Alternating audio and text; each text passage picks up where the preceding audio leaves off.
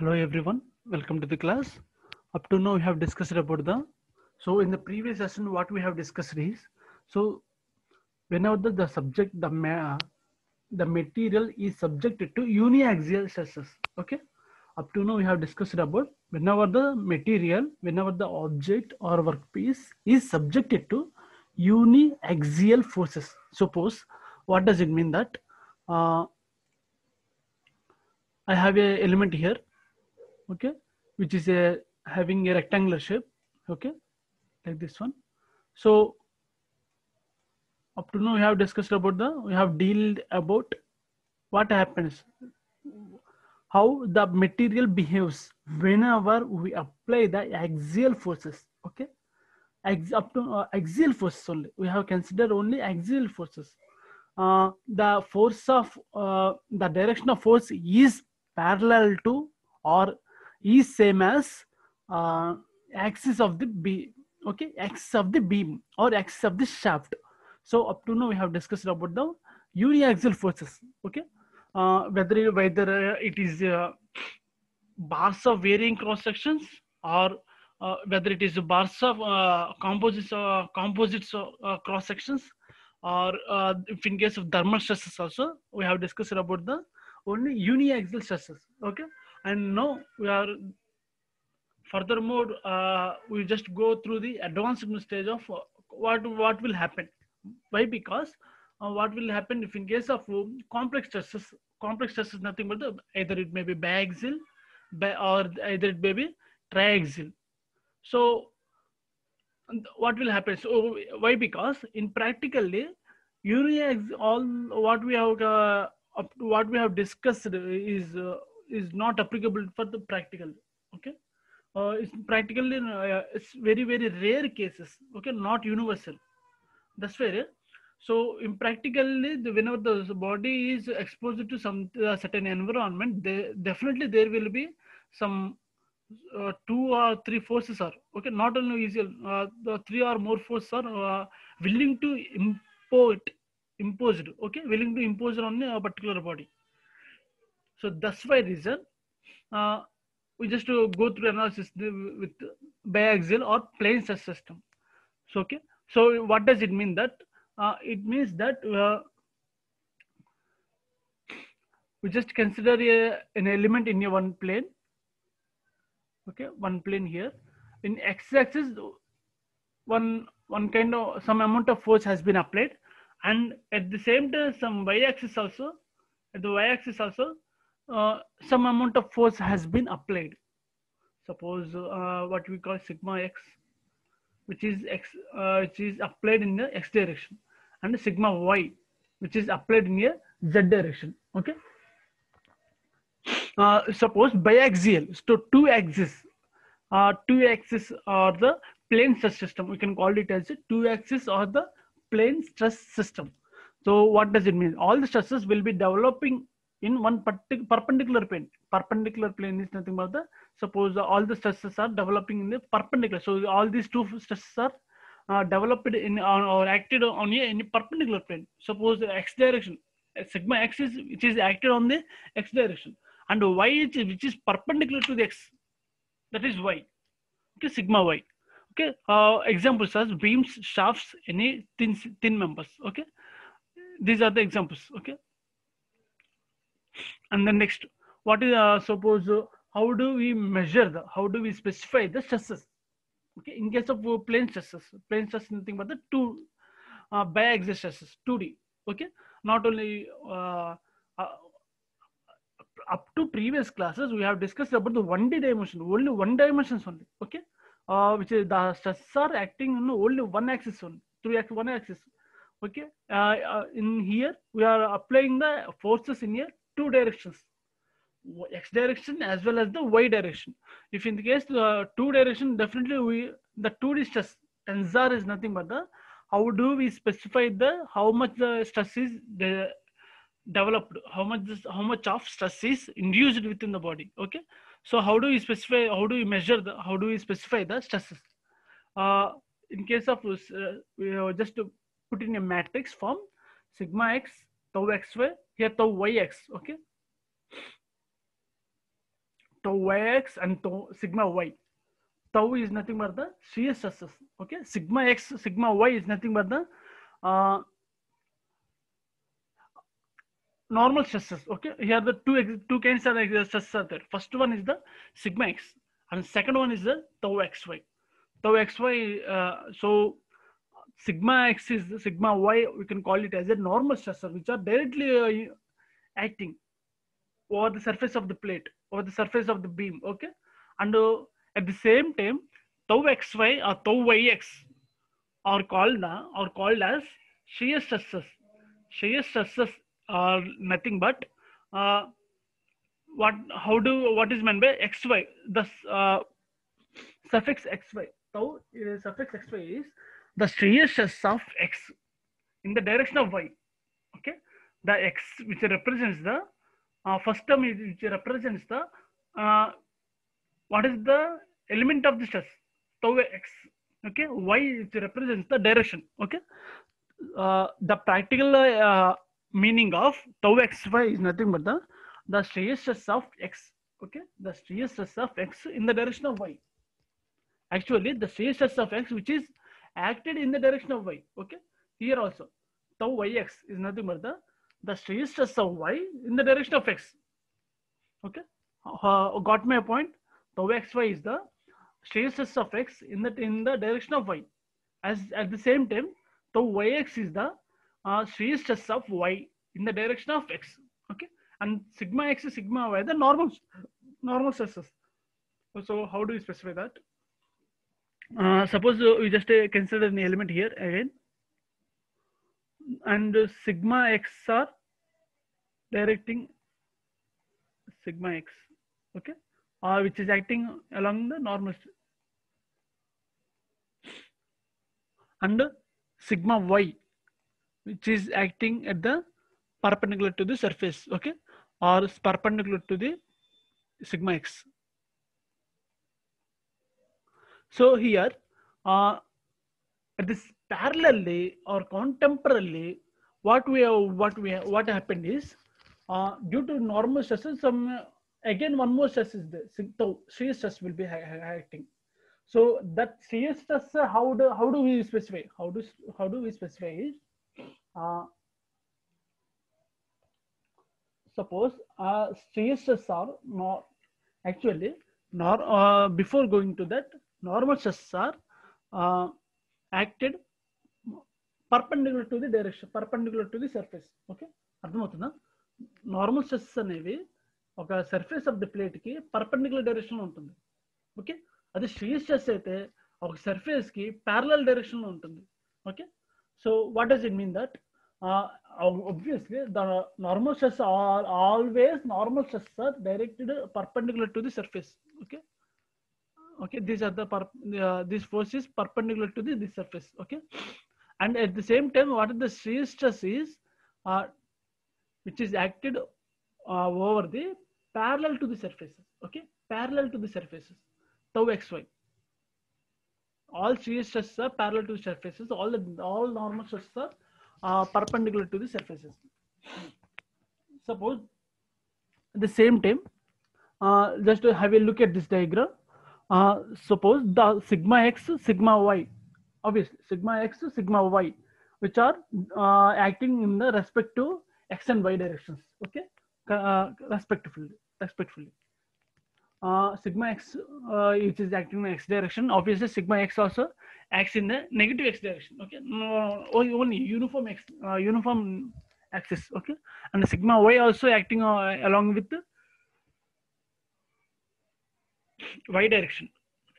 Okay, and this tau xy.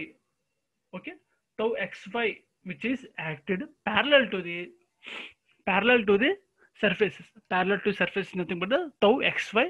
At the same time, tau xy in the here in this direction.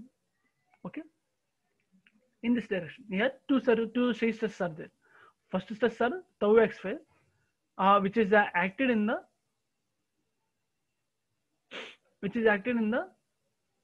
like this one. Okay, in the opposite sides. Okay, so tau yx which is acting in the in this direction. So it's nothing but the, so what we said that tau xy is nothing but the shear stress of x, okay, in the direction of y, okay, in the direction of y, in which in this direction the shear stress will be acted, okay. Here also tau yx, the shear stress of y, the element of the shear stress of y in the direction of x only, okay, in the direction of x is nothing but the here, like this one, okay. So how do you specify? Suppose tau theta, sigma theta is nothing but the difference between these two. Tau theta is nothing but the angle of deflection.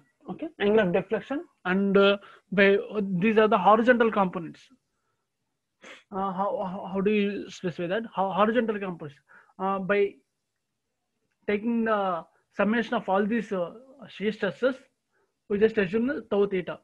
So by summation of all the normal stresses, you can assume that sigma theta. Okay.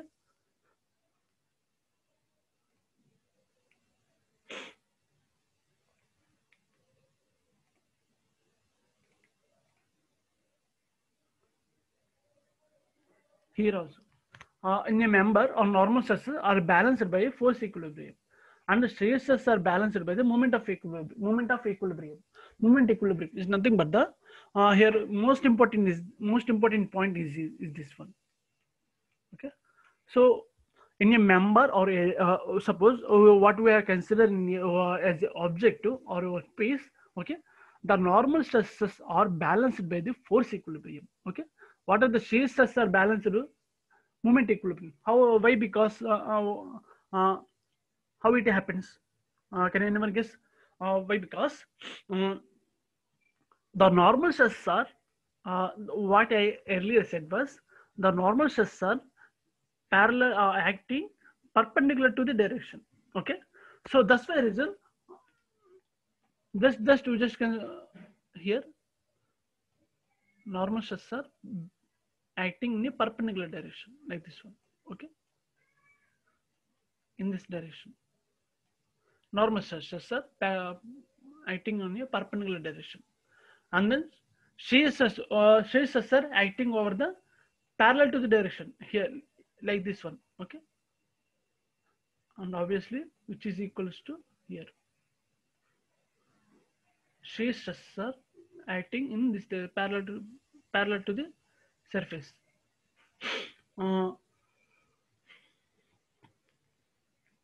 Normal stress tries to change in the deflection of the beam in a axial direction. Suppose when we consider the force equilibrium, okay, definitely we can evaluate what are the unknown forces. Okay, but in case of shear stresses, the shear stresses are tends to change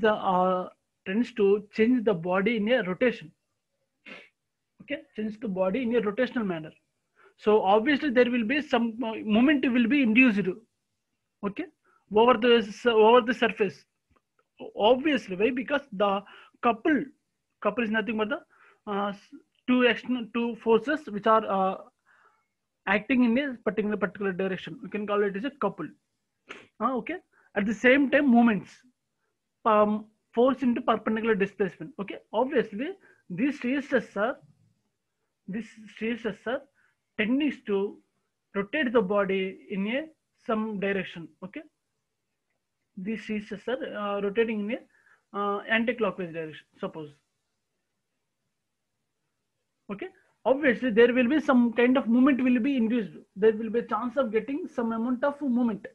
Okay, so in order to evaluate or in order to determine the what are the amount of shear stress which is acted on the plate, it can be balanced or it can be you can evaluate it by the moment equilibrium. Okay, just to remember this point.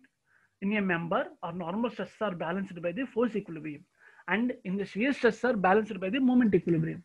For the moment equilibrium, tau xy equals to tau yx. Okay, for the moment equilibrium, these two stresses are the same. Tau xy equals to tau yx. So what are the stress element of x in the direction of y? water is equals to what are the uh, stress element, shear stress element of y in the direction of x. So these two shear stress are the getting equal.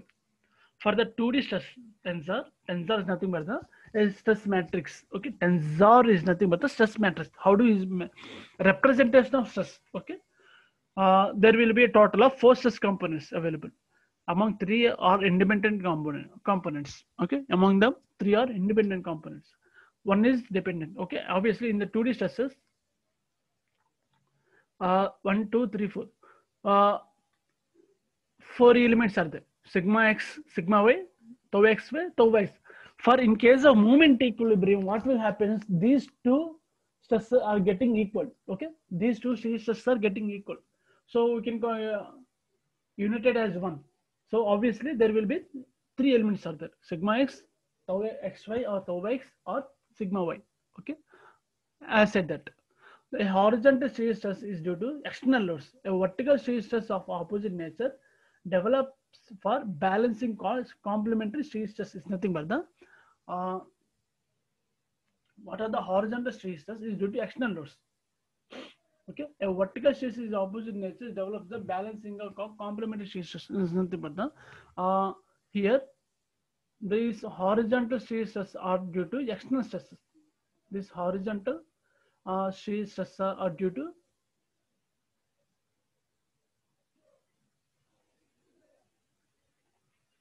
these horizontal shear stress are due to some kinds of external stress. Okay, why? Because some kinds of external stress in the sense of sigma x, sigma y, nothing but. Okay, and these vertical shear stress are balanced by the. So in order to balance these two forces, okay, in order to balance these two forces, we just uh, kept two more forces are there. Okay, two more forces are there: sigma yx, sigma xy. Okay.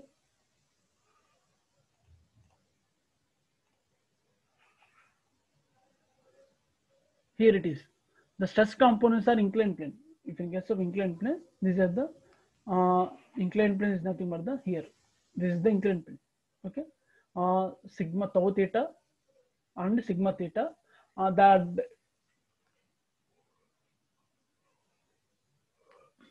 angle between the tau theta and the parallel to the surface, you can call it as the angle of deflection. Okay. Like is similar to the force of friction. Okay. Like this one. So here also, for in case of inclined planes, stress components in case of inclined planes, we have some formula here: sigma x plus sigma y by 2 plus sigma x minus sigma y by 2 cos 2 theta plus tau xy sin 2 theta. Okay, this is the first example, first problem, first formula for. Okay, we just need to remember. Okay, regardless of derivations. Okay, for this problem. So entire concept is based on the problematic point of view. Just for reason, I would like to skip the derivations part. Why? Because it does not important. It has not having that much of important in case of examinations. Okay, in case of analysis, in case of research oriented systems, the derivation how it will comes will coming into our consideration. Okay, tau theta equals to uh, shear stress. Tau is nothing but the shear stress. If in case of theta, theta is inclined plane. Okay, sigma x minus sigma y by 2 sin 2 theta minus tau xy cos 2 theta.